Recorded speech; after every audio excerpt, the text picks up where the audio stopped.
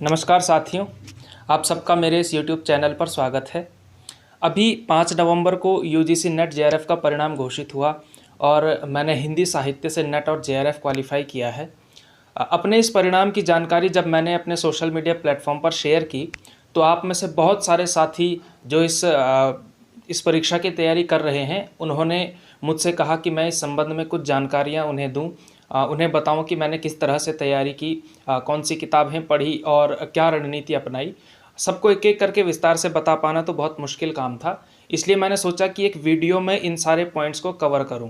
ये वीडियो केवल पेपर 2 यानी हिंदी साहित्य को लेकर है, पेपर 1 को लेकर ये वीडियो नहीं है, क्योंकि अगर आप चाहते हैं कि पेपर 1 को लेकर भी मैं वीडियो बनाऊँ तो आप मुझे बताइएगा। तो सबसे पहले तो आप इस वीडियो को पॉज कीजिए, अपने हाथ में एक पेन लीजिए, एक पेपर लीजिए, क्योंकि इस वीडियो में बहुत सारे पॉइंट्स ऐसे भी हैं जो मुझे लगता है कि आपको नोट कर लेने चाहिए।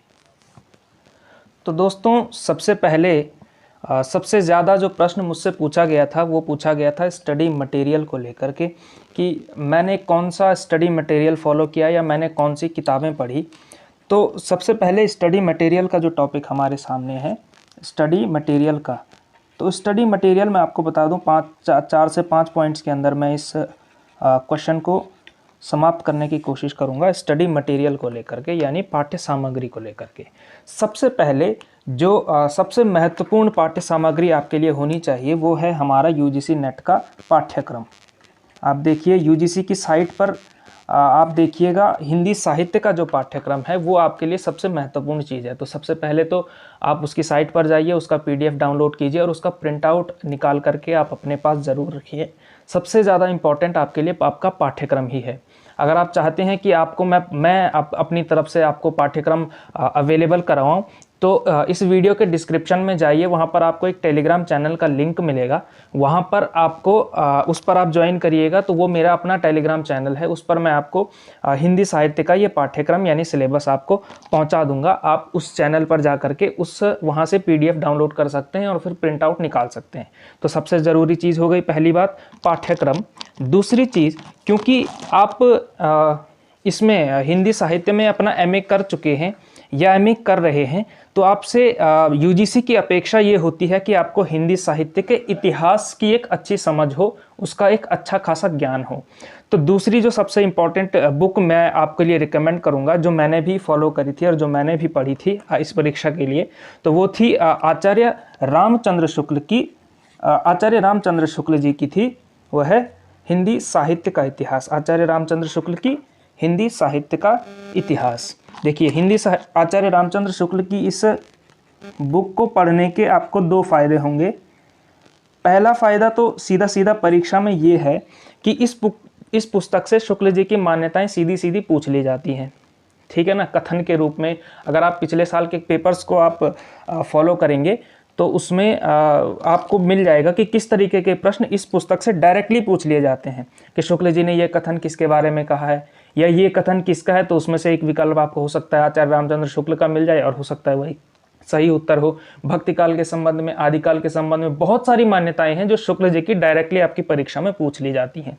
और दूसरी जो इंपॉर्टेंट चीज़ है कि हिंदी साहित्य के इतिहास की एक बहुत अच्छी समझ विकसित करने के लिए ये एक बहुत इंपॉर्टेंट और बहुत मानक किताब मानी जाती है। ये केवल मैं नहीं कह रहा हूँ, ये हिंदी को पढ़ने वाले, हिंदी को पढ़ाने वाले बड़े बड़े लोग मानते हैं कि हिंदी साहित्य के इतिहास की सबसे महान पुस्तक आज तक जो लिखी गई है वो आचार्य रामचंद्र शुक्ल ने लिखी है। उस पुस्तक का नाम है हिंदी साहित्य का इतिहास।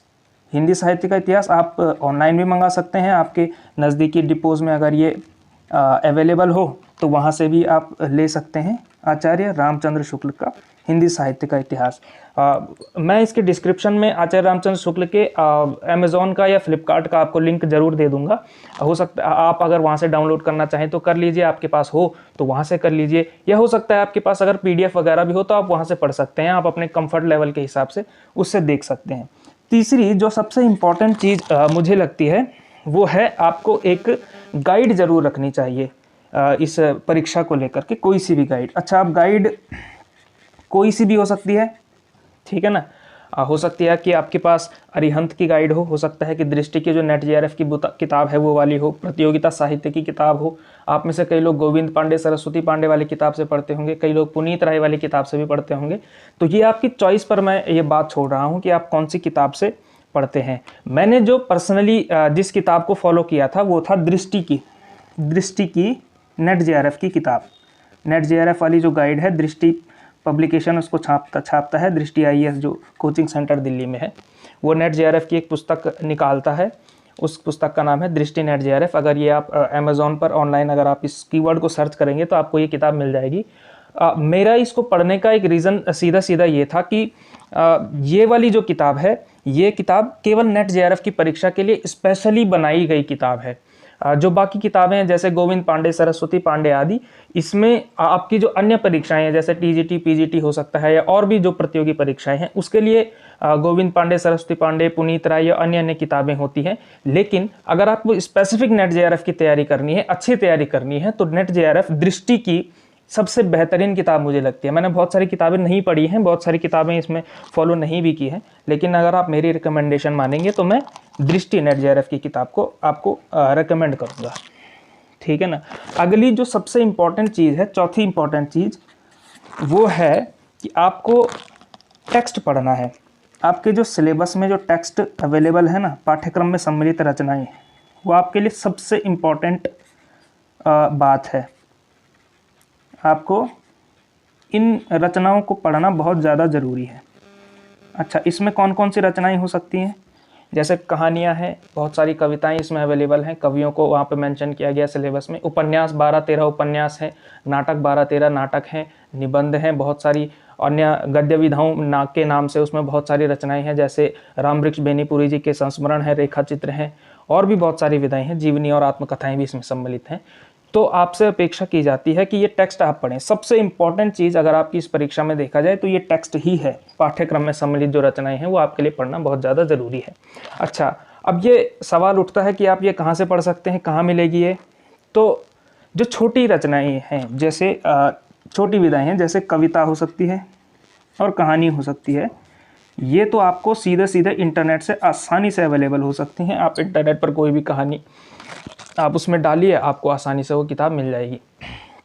जैसे तीसरी कसम है जो फणीश्वरनाथ रेणु जी की कहानी, वो आपको शायद इंटरनेट पर मिल जाए। बहुत सारी कहानियाँ, बहुत सारी कविताएं आपको इंटरनेट पर मिल जाएंगी। कविताओं के लिए साइट है कविता कोश, और गद्य के लिए साइट है गद्य कोश, और भी बहुत सारी साइट हैं। आप इंटरनेट पर सीधा सर्च करिए, आपको ये आसानी से अवेलेबल हो जाएंगी। लेकिन जो बड़ी विधाएं हैं जैसे उपन्यास हो गए या जो कुछ बड़े बड़े निबंध हैं, जीवनियाँ हैं, आत्मकथाएं हैं, वो आपको उनमें से कुछ तो आपको पढ़नी ही चाहिए। जैसे गोदान हो गया या तमस हो गया भीष्म साहनी जी का, या फिर कुछ निबंध हो गए जैसे कविता क्या है आचार्य रामचंद्र शुक्ल का आपके उसमें मेंशन है। तो आपसे अपेक्षा की जाती है कि ये पुस्तकें आपने पढ़ी हुई हों। गोदान उपन्यास हो गया, ये तो आपको पढ़नी ही पढ़नी है, क्योंकि इनसे सीधा सवाल आपसे पूछ लिया जाता है। 70 से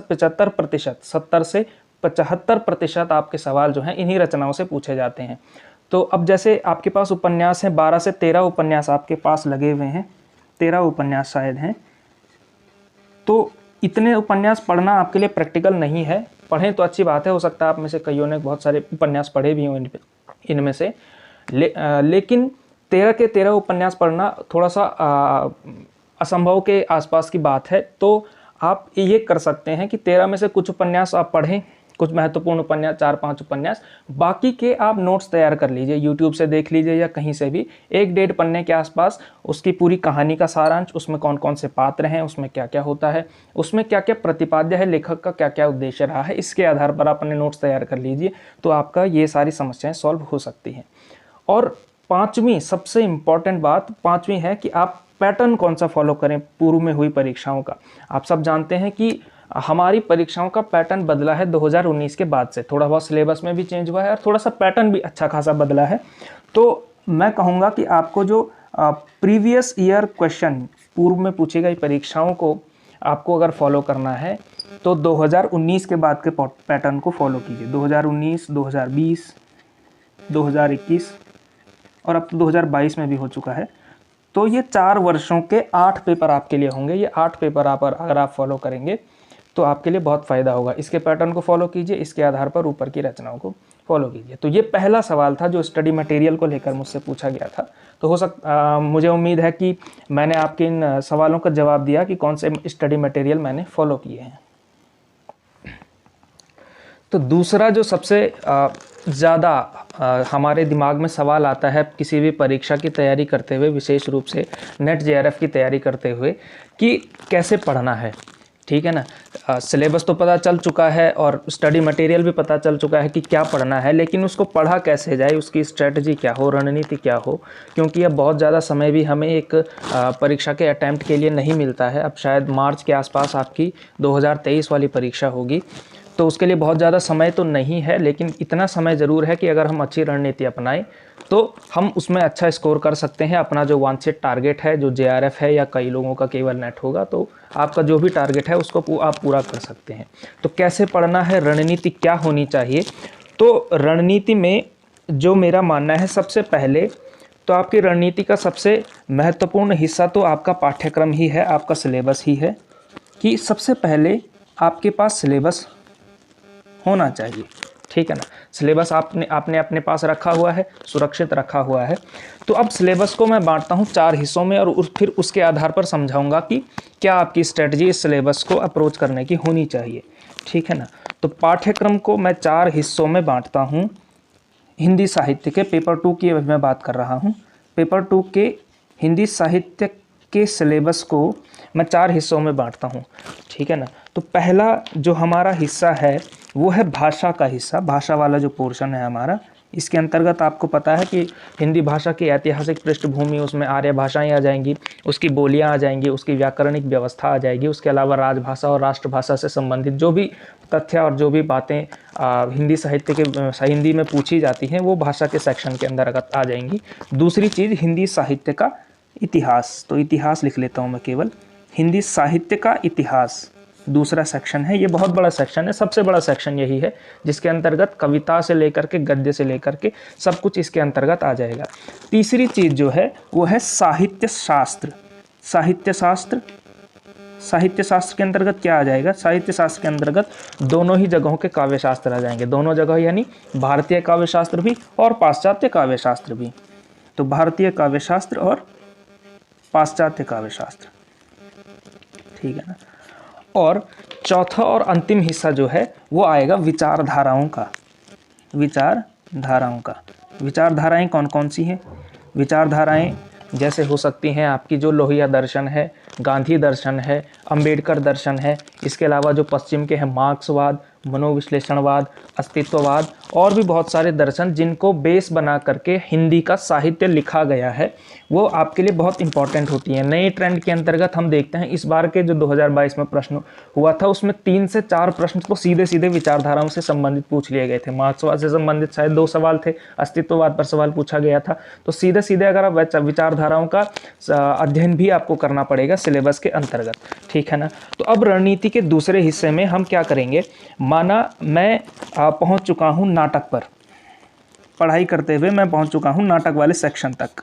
आप नाटक पढ़ रहे हैं, ठीक है ना, आप नाटक पढ़ रहे हैं, और नाटक में आपको क्या पढ़ना पड़ेगा? पहले तो हिंदी साहित्य के इतिहास से नाटकों का इतिहास पढ़ना पड़ेगा, नाटकों के बारे में पढ़ना पड़ेगा, भारतेंदु युग पढ़ना पड़ेगा, ठीक है ना। उसके बाद प्रसाद का युग पढ़ना पड़ेगा। प्रसाद से पहले नाटकों में क्या हुआ, प्रसाद के युग में क्या हुआ, और प्रसाद के बाद क्या हुआ। तो नाटकों में एक हिस्सा तो वो होगा जो हिंदी साहित्य के इतिहास के अंतर्गत आएगा।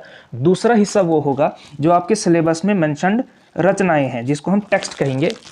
तो जो सिलेबस में मेंशन्ड रचनाएं हैं वो भी आपको उसी समय पढ़नी है। अब जैसे माना आप नाटक पढ़ रहे हैं और नाटक में ये देखिए, नाटक में ये नाटक आपकी सिलेबस में मेंशन्ड रचनाएं हैं। जैसे आप देखिए भारतेंदु हरिश्चंद्र आपके सिलेबस में, अंधेर नगरी, भारत दुर्दशा, इसी तरह से प्रसाद हैं, चंद्रगुप्त, स्कंदगुप्त, ध्रुव सामनी, इस तरह से उपेंद्रनाथ, अष्टमोहन, राकेश, ये सारे नाटककार और ये नाटक। तो इन सारे नाटकों को तो आपको पढ़ना ही है साथ साथ, क्योंकि अब ये नाटककार भी आपके सिलेबस में लगे हुए हैं, तो आपसे अपेक्षा की जाती है कि थोड़ा थोड़ा आप इनके उन नाटकों के बारे में भी जानें जो इस सिलेबस में डायरेक्टली नहीं दिए गए हैं।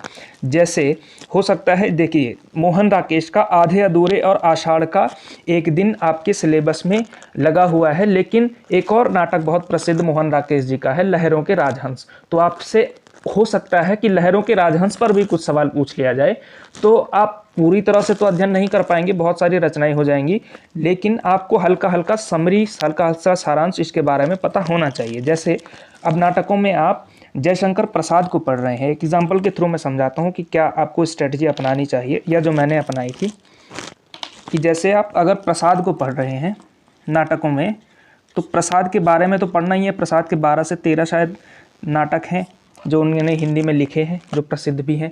उनमें से 3 आपके सिलेबस में हैं, उनको तो आपको पढ़ना ही है। उनके पात्र, उनमें क्या क्या होता है, उनकी कहानियाँ आपको पता होनी चाहिए अच्छे से, और थोड़ा थोड़ा कथन भी आपको पता होने चाहिए कि ये कौन सा कथन किसने कहा है, चाणक्य का कथन कौन सा है, या कौन सा गीत किस पात्र ने कहा है, किस मौके पर कहा है, थोड़ा थोड़ा पता होना चाहिए। साथ साथ इन प्रसाद के इन नाटकों का कालक्रम भी आपको पता होना चाहिए, ठीक है ना। कालक्रम के जो प्रश्न पूछे जाते हैं वो ज़्यादातर इसी सिलेबस में मेंशन रचनाकारों से संबंधित पूछे जाते हैं, उसके अलावा नहीं पूछे जाते, ठीक है ना। तो बहुत ज़्यादा इंपॉर्टेंट आपकी यही रचनाएं हैं, यही रचनाकार हैं। इससे आगे बहुत रेयर होगा कि इससे अलावा कुछ लोग कुछ पूछ लिया जाए।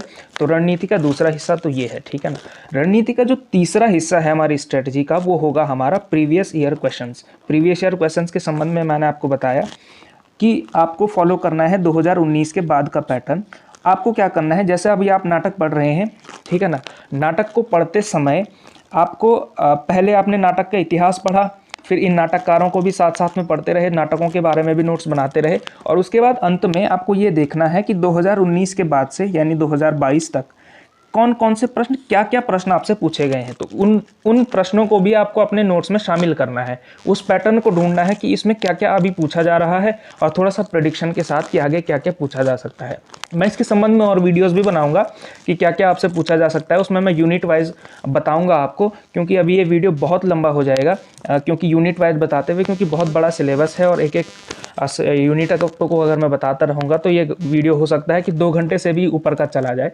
तो समय समय पर मैं आता रहूँगा आपके बीच और एक एक यूनिट का विस्तार से आपको बताऊँगा कि कैसे कैसे आपको पढ़ना है, कैसे क्या क्या पढ़ना है, क्या क्या महत्वपूर्ण बातें हो सकती हैं, ठीक है ना। तो मुझे लगता है कि मैं आपके बहुत इन 2 मेजर सवालों का जवाब दे पाया हूं कि क्या क्या स्ट्रेटजी आपको अपनानी चाहिए और क्या क्या आपको पाठ्यक्रम अपनाना चाहिए। आगे की वीडियोस आगे अगर आप चाहते हैं कि मैं ऐसी ही और वीडियोस लेकर के आऊँ, यूनिट वाइज लेकर के आऊँ और स्ट्रेटजी से रिलेटेड लेकर के आऊँ, तो आप हमारे यूट्यूब चैनल को सब्सक्राइब कीजिए। यूट्यूब चैनल को सब्सक्राइब कीजिए और वीडियो को लाइक ज़रूर कीजिए। वीडियो को लाइक करेंगे तो ये उन लोगों तक भी पहुँचेगा जिनको मैं नहीं जानता हूँ, ये जिन तक मेरी रीच अभी नहीं है। अपने दोस्तों के बीच इस वीडियो को शेयर कीजिएगा ताकि उन लोगों को भी अपने लक्ष्य की प्राप्ति करने में आसानी हो और वो भी थोड़ा सा ये स्ट्रेटजी अपना करके अपनी परीक्षा में सफल हो सकें। बहुत बहुत धन्यवाद, बहुत बहुत शुक्रिया।